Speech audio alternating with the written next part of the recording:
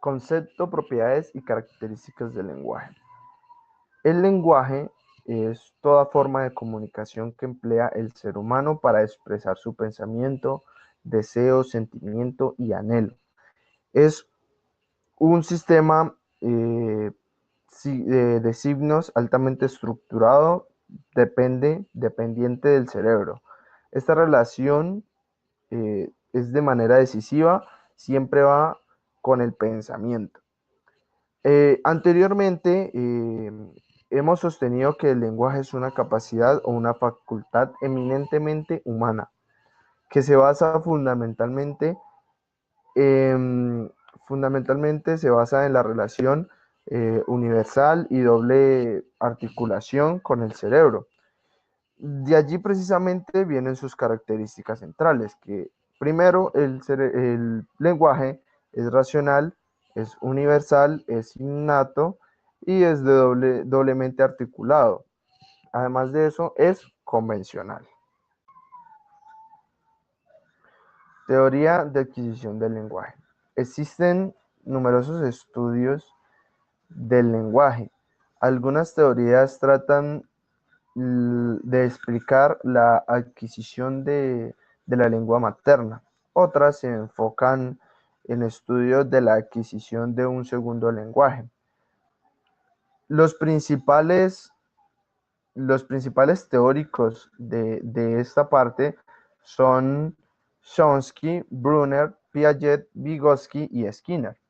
Chomsky propuso un dispositivo para la adquisición del lenguaje capaz de recibir el input lingüístico.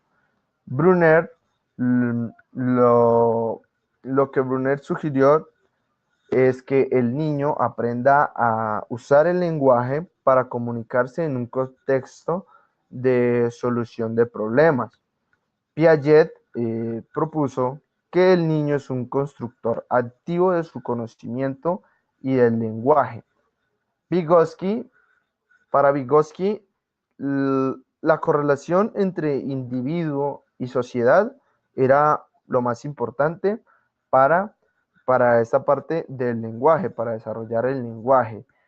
Y Skinner, por último, Skinner decía que los niños en un principio imitarían para después asociar palabras a situaciones, objetos y acciones.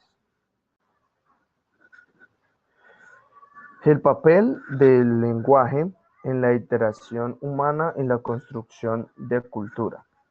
El campo de la comunicación se caracteriza aparentemente por la dispersión de áreas, pero bajo esta dispersión nacen ciertos números de planteamientos que indagan acerca de qué puede atenderse como la comunicación, interrogante que ya formulaba la sociedad griega clásica.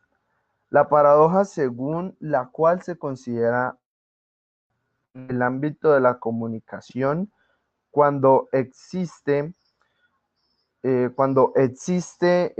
tan antigua tradición relacionada con ella, solo aparece si no se tiene en cuenta que la investigación sobre la cultura y la comunicación de las masas es el resultado de la integración de tan variadas tradiciones y eh, ¿cómo decirlo? Y herencias como las de la filosofía, la sociología y la lingüística, entre otros sectores, objetos de la investigación social y humanística. Elementos del pensamiento, representación mental y aptitudes.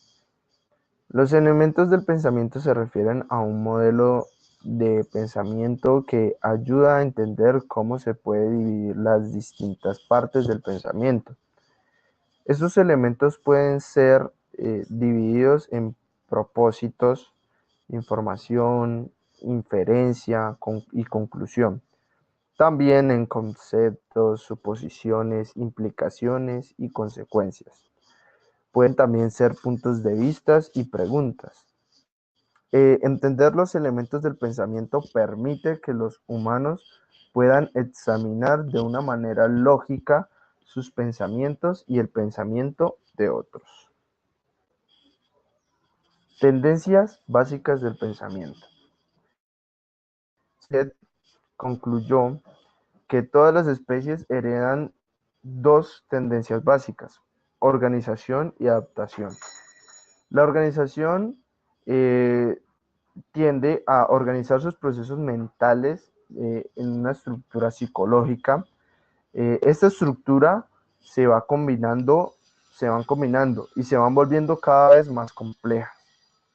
Eh, en adaptación, se adapta a su ambiente. Existen dos procesos básicos implicados en esta tendencia: es la asimilación y la acomodación. Tipos de pensamiento. Existen 9 tipos de pensamientos en psicología: pensamiento reflexivo, crítico, analítico, lógico, sistémico, analógico, creativo, deliberativo y pensamiento práctico. Pero, ¿para qué nos sirven estos 9 tipos de pensamientos?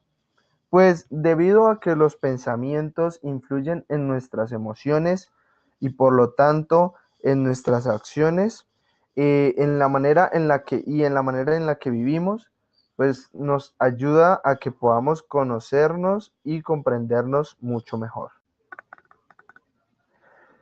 Como alteraciones del pensamiento y del lenguaje tenemos la inhibición del pensamiento, aceleración del pensamiento, preservación del pensamiento, disgregación, incoherencia, etc.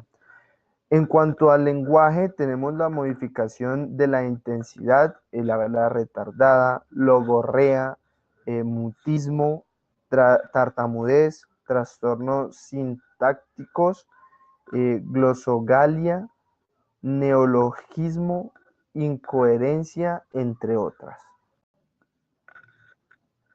Delimitación conceptual y operacional del constructo inteligencia creativa.